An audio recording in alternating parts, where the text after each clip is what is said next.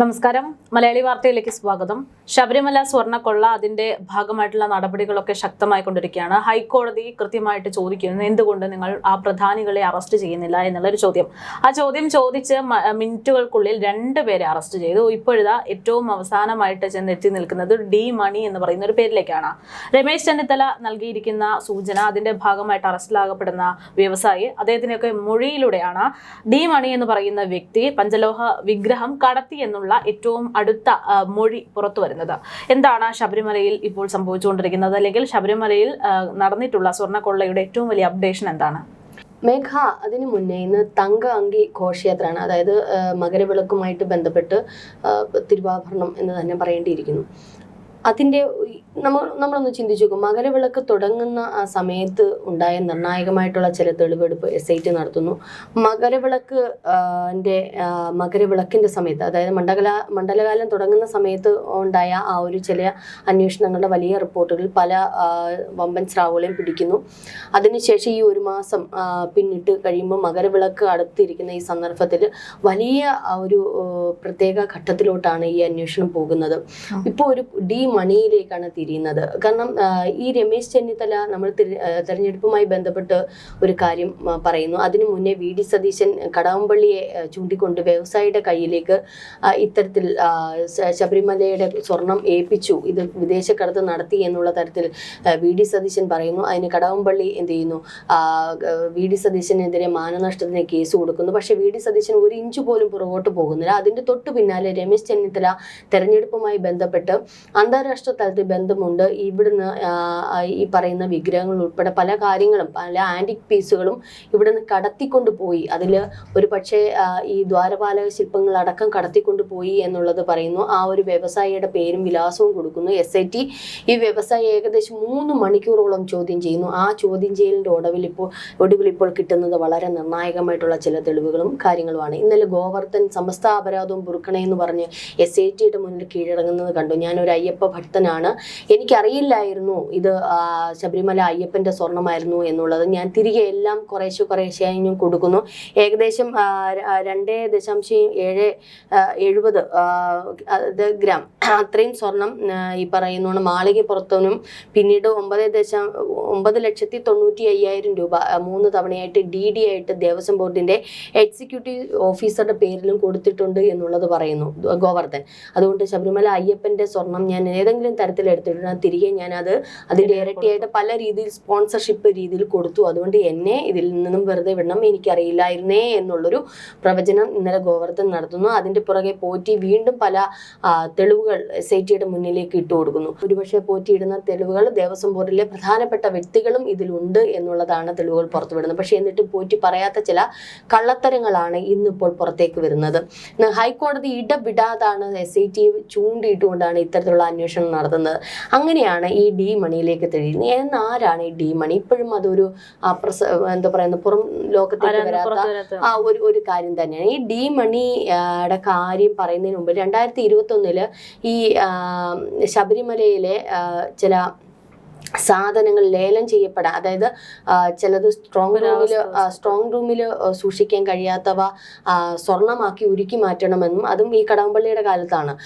ബാക്കിയുള്ളവ പുരാവസ്തുക്കളൊക്കെ, ഈ ആക്രി സാധനങ്ങളൊക്കെ, അതായത് പുരാവസ്തുക്കളല്ല, ബാക്കിയുള്ള ഈ വേണ്ടാത്ത സാധനങ്ങളൊക്കെ ലേലത്തിന് വിൽക്കണമെന്നുമൊക്കെ പറഞ്ഞുകൊണ്ട് അന്ന് വലിയ രീതിയിൽ ഇത് വന്നിരുന്നു. അന്ന് വലിയ വിമർശനങ്ങളൊക്കെ വന്നിരുന്നു. പക്ഷേ എന്നാലും അവരത് ലേലം ചെയ്തു. ദേവസ്വം ബോർഡിന്റെ അധീനതയിൽ തന്നെയാണ് അത് ലേലം ചെയ്തത്.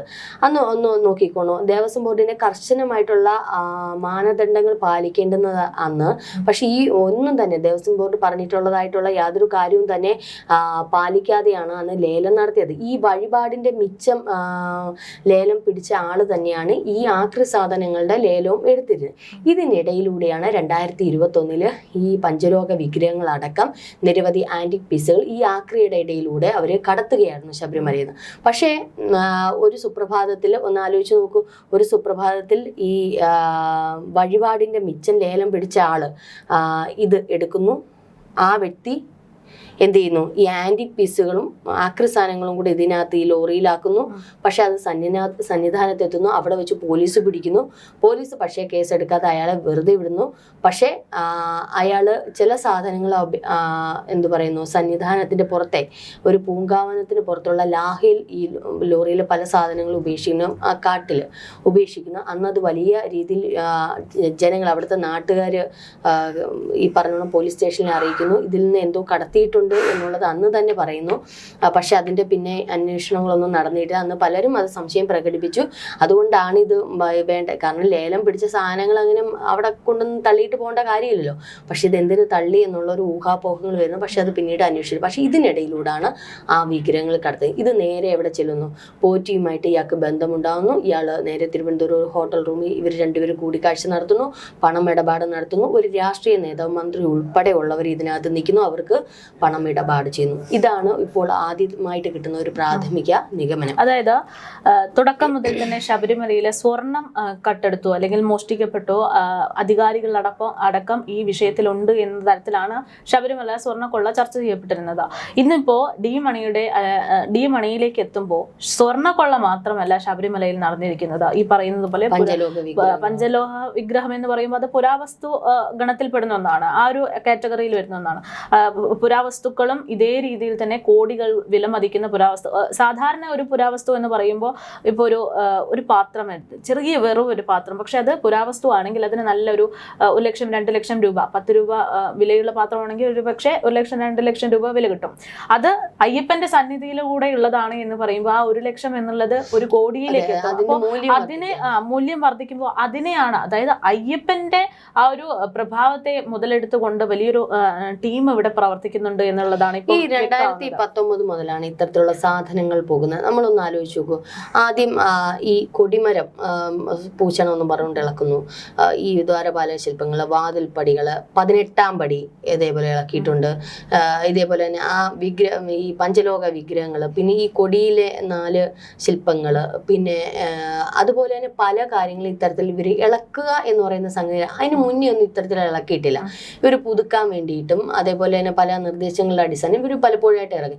ഇതിലെല്ലാം ഇപ്പോൾ വലിയ അഴിമതി നടന്നിട്ടുണ്ട് എന്നുള്ളതാണ്. ഇതൊക്കെ എന്തിനാണ് ഇളക്കിയത്, ആരുടെ നിർദ്ദേശപ്രകാരം, എന്ത് കാര്യത്തിന്, ആരുടെ നിർദ്ദേശം എന്ന് പറയുമ്പോൾ സ്വർണ്ണക്കൊള്ളയിൽ ഒന്നാം തീർച്ചയായിട്ടും ഇത് അതെ ഇത് ഓരോന്ന് അഴിച്ചെടുക്കും. 18ാം പടി ഉൾപ്പെടെ സത്യം പറഞ്ഞാൽ എല്ലാം പരിശോധിക്കേണ്ടിയിരിക്കണം. 18ാം പടി ഉൾപ്പെടെ അവർ എന്തിനാണ് ഇളക്കിയത്, അതോ ഇനി അയ്യപ്പൻ തന്നെ ഉണ്ടോ എന്നുള്ളത് നമ്മൾ അറിയേണ്ടിയിരിക്കുന്നു. കാരണം ഇവർ മുച്ചൂട് അവിടെ ഇളക്കുന്നുണ്ട്. അപ്പൊ ഈ ഇളക്കൽ പ്രക്രിയ എന്തിനു വേണ്ടിയിട്ടാണ് എന്നുള്ളതിന്റെ ഏകദേശ സൂചനകൾ ഇപ്പൊ കിട്ടുന്നുണ്ട്. അങ്ങനെയാണെങ്കിൽ എല്ലാം പോയിട്ടുണ്ട്. കാരണം നമുക്ക് ഈ മേഘ പറഞ്ഞതുപോലെ ഈ സ്വർണത്തിന്റെ മൂല്യത്തിനേക്കാൾ അപ്പുറം, ആന്റിക് പീസിന്റെ മൂല്യത്തിനേക്കാൾ അപ്പുറം ശബരിമലയിൽ നിന്നുള്ള ഒരു സ്വർണം, ഒരു തരി പൊന്നാണെങ്കിൽ പോലും അതിന് വിശ്വാസത്തിന് വലിയൊരു മൂല്യമുണ്ട്. അത് വെച്ച് കഴിഞ്ഞാൽ വലിയ സമ്പത്തുണ്ടാകുമെന്നോ ഒക്കെ ഉള്ള ഒരു വല്ലാത്തൊരു വിശ്വാസത്തിന് മൂല്യമുണ്ട്. ഇതിന്റെ തന്നെ പാളികളുടെ തന്നെ പല പല കാര്യങ്ങൾ പീസാക്കിക്കൊണ്ട് പല വ്യക്തികൾക്ക് കോടികളുടെ ഇതിനാണ് കൊടുത്തിരുന്നത്. ഇനി ആ ഒരു ശൃംഖലയെ കണ്ടെത്തുക എന്ന് പറയുന്നത് വലിയൊരു ഘട്ടം തന്നെ പൂർത്തീകരിക്കുന്നത്. അപ്പൊ ഡി മണിയിലൂടെ ഇപ്പം പോകുന്നത് ഒരു വമ്പൻ, ഈ ഇപ്പം രമേശ് ചെന്നിത്തല തൊടുത്തു വിട്ടത് ഒരു വല്ലാത്ത ഒരു ബോംബാണ്. ഇത് ഈ പറയുന്നത് കൊണ്ട് അദ്ദേഹം അത് പറഞ്ഞിട്ടുണ്ടെങ്കിലും കേരള ജനത വലിയ രീതിയിൽ അത് എടുത്തിട്ടില്ലെങ്കിലും, പക്ഷെ ഇപ്പം പോകുന്ന പോക്ക് കണ്ടാൽ ഒരു വല്ലാത്തൊരു തൊടുത്തുവിട്ട ഒരു അമ്പ് തന്നെയാണത്. അപ്പൊ അത് ചെന്ന് തറയ്ക്കുന്നതൊക്കെ പല രീതികളാണ്. അപ്പൊ ഇനിയിപ്പോ ഇവിടെ ഉള്ള ഇടനിലക്കാരനായിട്ടുള്ള വ്യക്തി ഡി മണി അടക്കം ഈ ഏത് രാഷ്ട്രീയ നേതാവ്, ഏത് മന്ത്രിക്കാണ് കൊടുത്തതെന്നുള്ളതാണ്. അതിലേക്ക് തിരിഞ്ഞാൽ അത് പിണറായി സർക്കാരിലേക്കാണ് തിരിയുന്നതെന്നുണ്ടെങ്കിൽ കമ്മ്യൂണിസ്റ്റ് പാർട്ടിയുടെ അധപ്പതനം കേരളത്തിൽ ഉണ്ടായി എന്നുള്ളതാണ് ചുരുക്കം പറയേണ്ടിയിരിക്കുന്നത്. കാരണം വിശ്വാസി സമൂഹത്തിനെതിരെ അല്ലെങ്കിൽ വിശ്വാസികളുടെ നെഞ്ചത്തേക്ക് തറയ്ക്കുന്ന തരത്തിലാണ് അവർ ഈ തരത്തിലുള്ള ഇത് കാണിച്ചു വെച്ചേക്കുന്നത്. കാരണം അയ്യന്റെ മുതൽ കട്ടിട്ടുണ്ടെങ്കിൽ അതിന് അവർ പലിശ അടക്കം അവർ കണക്ക് പറഞ്ഞെങ്കിലേ പറ്റത്തുള്ളൂ. ഇപ്പോൾ ഈ ഒരു ഡി മണിയിലേക്ക് എത്തി നിൽക്കുന്ന SITയുടെ അന്വേഷണം, ഇപ്പോൾ രാജീവ് ചന്ദ്രശേഖർ മറ്റൊരു അമ്പ് തൊടുത്തു വിട്ടിട്ടുണ്ട് സുപ്രീം കോടതിയിലോട്ട്. കാരണം CBI അന്വേഷണമാണ് SITയുടെ അന്വേഷണം. കാരണം SITക്ക് വല്ലാത്ത പ്രഷറുണ്ട് ഇപ്പോൾ. ഈ പറയുന്ന ശങ്കർദാസിനെ അടക്കം ചോദ്യം ചെയ്യുന്നതിന് ഇടയ്ക്ക് വല്ലാത്ത, ഇന്നിപ്പം VD സതീശൻ പറഞ്ഞൊരു സംഗതിയുണ്ട്, 2 കളക്ടർമാർ IAS ഉദ്യോഗസ്ഥര് വല്ലാത്ത പ്രഷർ SITക്ക് കൊടുക്കുന്നു. അത് ഇനിയും പ്രഷർ കൊടുക്കാതെ ഞങ്ങൾ ആ വ്യക്തികളുടെ പേരുകൾ തുറന്നു പറയുമെന്നുള്ളത്. ആ വ്യക്തികളുടെ പേര് സമൂഹത്തിന് മുന്നിൽ തുറന്നു പറഞ്ഞാൽ സമൂഹം പിച്ചിക്കീറും. കാരണം ഇതിനിടയിൽ നിൽക്കുന്നവർ ആരെയാണെങ്കിലും സമൂഹം പിച്ചിക്കീറും. അപ്പം വി.ഡി. സതീശൻ ഇന്ന് അതുകൊണ്ട് തന്നെ ഒരടി മുന്നേറിയാണ് രാജീവ് ചന്ദ്രശേഖർ. രാജീവ് ചന്ദ്രശേഖർ ഇപ്പോൾ CBI അന്വേഷണം ആവശ്യപ്പെട്ടുകൊണ്ട് ഒരു ഇത് ഹർജി സമർപ്പിച്ച് അത് ഉടനെ തന്നെ കോടതി നാളെ അതിന്റെ വിധി നാളെ മറ്റന്നാളെ കണ്ടാണ് അതിന്റെ ഇത് വരുന്നത്. അപ്പോൾ അങ്ങനെയാണെങ്കിൽ ഒരു CBI അന്വേഷണം CBIക്കും അന്വേഷണം വരാൻ താല്പര്യമുണ്ട് എന്നുള്ളത് അറിയിച്ചു കഴിഞ്ഞു. CBI താല്പര്യം അറിയിച്ചു കഴിഞ്ഞു. കാരണം അവിടെ CBI അന്വേഷിക്കാൻ കാരണം അന്താരാഷ്ട്ര ബന്ധം ഇവിടെ SIT വ്യക്തമാക്കിയത് കൊണ്ടാണ് CBI അന്വേഷിക്കും. ED ഒരു ഭാഗത്തു നിന്ന് അന്വേഷിക്കുന്നുണ്ട്. ED അന്വേഷിക്കുന്നത് ഇനിയിപ്പോ പുറകെ വരും, അതെന്തൊക്കെയാണെന്നുള്ള കണ്ടെത്തേണ്ടിയിരിക്കുന്നു. അപ്പൊ ED, CBI, SIT, ഹൈക്കോടതി ഇത് ശരിക്കും പറഞ്ഞാൽ കേരള സർക്കാരിനെ നല്ല തിരിച്ചടിയല്ല, നല്ല ഒന്നാന്തരം വിലങ്ങാണ്. അപ്പൊ ഇതിന്ന് ഇനി ഒരു തരത്തിലും പിണറായിക്കോ പിണറായിയുടെ പ്രഭാതനോ ഇവരെ ആരെയും രക്ഷിക്കാൻ പറ്റില്ല എന്നുള്ളത്. ഇനി ഒന്ന് ഇതെല്ലാം തുറന്നു പച്ചയ്ക്ക് സമ്മതിക്കുക, സത്യം തുറന്നു പറയാം. അല്ലാതെ ഒരു നിവൃത്തിയില്ല കൃത്യമായിട്ട്. കാരണം ഇത് ആദ്യമായിട്ടാണ് CBI, ED, SIT, ഹൈക്കോടതി ഇത്രയും കാര്യമായിട്ട് പലതും SIT പൂർത്തി വെക്കുന്നിടത്തെല്ലാം ഹൈക്കോടതി ചൂണ്ടിക്കാണിക്കുകയാണ് ചെയ്തത്. ഹൈക്കോടതി ചോദിക്കുകയാണ്, എവിടെയാണ് ഈ ചെമ്പെന്ന് പറഞ്ഞെടുത്ത് നിങ്ങളുടെ കയ്യിൽ തെളിവുണ്ടോ? സ്വർണം വിജയമല്യ കൊടുത്തതിന്റെ തെളിവുകൾ എവിടെ? കാരണം രജിസ്റ്റർ എല്ലാം പോയി, എല്ലാം അട്ടിമറിയാണ്. പക്ഷെ ഹൈക്കോടതി പറഞ്ഞു ഇനി നിങ്ങൾ തപ്പണ്ട, ഞങ്ങളുടെ കയ്യിൽ തെളിവുണ്ടെന്ന്. ഹൈക്കോടതിയുടെ കയ്യിൽ ആദ്യം മുതലുള്ള ശബരിമലയുമായി ബന്ധപ്പെട്ട മിക്ക തെളിവുകളും ഹൈക്കോടതി. അപ്പൊ ഇവരാരെയാണ് പറ്റിക്കുന്നത്? കോടതിയിൽ നിന്ന് ഈ തെളിവുകളൊന്നും മാറ്റപ്പെടാനോ അല്ലെങ്കിൽ പിണറായി സർക്കാരിനോ അല്ലെങ്കിൽ ഈ പറയുന്ന വമ്പൻ സ്രാവുകൾക്കൊന്നും പറ്റത്തില്ല. കോടതി ഇരിക്കുന്ന രേഖകൾ അവിടെ തന്നെ ഇരിക്കും, അതാർക്കും മാറ്റിപ്പെടാൻ പറ്റില്ല. അപ്പം കോടതിക്ക് തെളിവുകളുണ്ട് വിജയമല്യ കൊടുത്തതിന്റെയും അതേപോലെ തന്നെ വിജയമല്യ എത്ര കിലോ കൊടുത്തതെന്നും ദേവസ്വം ബോർഡിന്റെ അന്നത്തെ ആൾക്കാർ സൈൻ ചെയ്ത് കോടതിക്ക് മുന്നിൽ കൊടുത്തിട്ടുണ്ട്. കാരണം കോടതിയുടെ നിർദ്ദേശം അല്ലാണ്ട് അന്ന് സ്വർണം പൂശാൻ പറ്റത്തില്ല. അത് ഈ ഭീരുക്കൾക്ക് അറിയില്ലായിരുന്നു, ഈ പൊട്ടന്മാർക്ക് അറിയില്ലായിരുന്നു. പൊട്ടന്മാർ ഇവിടെയുള്ള തെളിവുകൾ നശിപ്പിക്കാൻ നടത്തി, ഇവിടെയുള്ള തെളിവുകൾ നശിപ്പിച്ചു. മാത്രമല്ല ഇപ്പോൾ ഗോവർദ്ധൻ കൊടുത്തതിനും പലതും മഹസറിലുണ്ടോ എന്നുള്ളത് അറിയില്ല. ഗോവർദ്ധൻ DD കൊടുത്തു, അത് കൊടുത്തു, ഇത് കൊടുത്തു എന്ന് പറയുന്ന അത് റെസിപ്റ്റ് ഉണ്ടോ എന്നുള്ളത് അറിയില്ല. മഹസറിൽ പലതുമില്ല. ഇതിപ്പോ ഗോവർദ്ധന്റെ മാത്രമല്ല, ഈ പറയുന്ന വിജയമല്യയുടെ മാത്രമല്ല, പല ആൾക്കാരും കൊടുത്തുള്ള പല സ്വർണത്തിന്റെയും വജ്രത്തിന്റെയും ഒന്നും കണക്കുകളില്ല. അവിടെയുള്ള ആന്റി പീസുകളുടെ കണക്കുകളില്ല, ഒന്നിന്റെയും മിക്കതിന്റെയും കണക്കുകളില്ല. അങ്ങ് അപൂർവമായിട്ടുള്ള എന്തൊക്കെയോ എഴുതി ചേർക്കുന്നു എന്നല്ലാതെ എല്ലാം മുച്ചൂട് അവർ വാരിയെടുത്തു എന്നുള്ളതാണ് നമുക്കിതിൽ നിന്ന് മനസ്സിലായത്. ഏതായാലും ഇതിന്റെ ഇത്തരത്തിലുള്ള ഒരു പോക്കാണെന്നുണ്ടെങ്കിൽ ഇത് ഈ പറയുന്ന CPM-ലേക്കാണ്, പാർട്ടിയിലേക്കാണ് തിരിയുന്നത്, സർക്കാരിലേക്കാണ് തിരിയുന്നത്. സർക്കാരിന് വല്ലാത്തൊരു നാണക്കേടായിരിക്കും. കാരണം ഈ ജന്മം പോലും തൂത്താൽ തീരാത്ത ഒരു വല്ലാത്ത ഒരു വിഴുപ്പിലേക്കാണ് അവരെ കൊണ്ടുവന്ന് എത്തിക്കുന്നത്. ഏതായാലും സ്വർണ്ണക്കൊള്ളയിൽ തുടങ്ങിയിട്ടുള്ള ഒരു സംഭവം ഇപ്പോ പഞ്ചലോക വിഗ്രഹത്തിലേക്ക് അടക്കം എത്തിയിരിക്കുകയാണ്. ഇനി മുന്നോട്ടേക്ക് വരാൻ പോകുന്ന ഒരു കാര്യം കൂടെയുണ്ട്. അതായത് ഇപ്പോൾ ശബരിമലയിൽ ഒരു വിമാനത്താവളമൊക്കെ കൊണ്ടുവരാൻ ഉള്ള പ്ലാനുകളും പദ്ധതികളും വർഷങ്ങളായിട്ട് നടക്കുന്നു. ഇപ്പോൾ അതിന്റെ സ്ഥലമൊക്കെ കണ്ടെത്തുന്നതുമായിട്ട് ബന്ധപ്പെട്ട് ചില നടപടികൾ നടക്കുന്നുണ്ട്. പക്ഷേ ഇതുമായി ബന്ധപ്പെട്ട് BJP പറയുന്നത് അയ്യന്റെ മണ്ണ് പോലും വിറ്റ് കാശാക്കാനുള്ള ഒരു തന്ത്രപ്പാടാണ് ഇവിടെ ഉള്ളത് എന്നാണ്. ഏകദേശം 2750 ഏക്കറോളം സ്ഥലമാണ് ഈ 4ഓളം അന്താരാഷ്ട്ര വിമാനത്താവളമുള്ള കേരളത്തിൽ ഇത്തരത്തിൽ ശബരിമലയ്ക്കുള്ള ഒരു വിമാനത്താവളത്തിന് ഇത്ര വലിയൊരു ഭൂമി എന്തിനു കണ്ടെത്തുന്നു എന്നുള്ള ചോദ്യം അടക്കം BJP പ്രവർത്തകർ ഉന്നയിച്ചിട്ടുണ്ട്. അതായത് ഈ ശബരിമലയിലെ അവസാന സമയമാണ്, കിട്ടുന്നതൊക്കെ വാരിക്കൂട്ടുക എന്ന് പറയുന്നത് പോലെ ശബരിമലയിലുള്ളതെല്ലാം മുറ്റാനുള്ള ശ്രമങ്ങൾ സർക്കാരിന്റെ ഭാഗത്തു നിന്ന് ഉണ്ടായിട്ടുണ്ട് എന്നുള്ളതാണ് തെളിവുകളും ആരോപണങ്ങളും ഒക്കെയായിട്ട് വന്നുകൊണ്ടിരിക്കുന്നത്. എന്തായാലും CPM-ന് ഇത് വലിയൊരു തിരിച്ചടിയായി തന്നെ മാറിക്കൊണ്ടിരിക്കുന്ന ഒരു സമയമാണ്.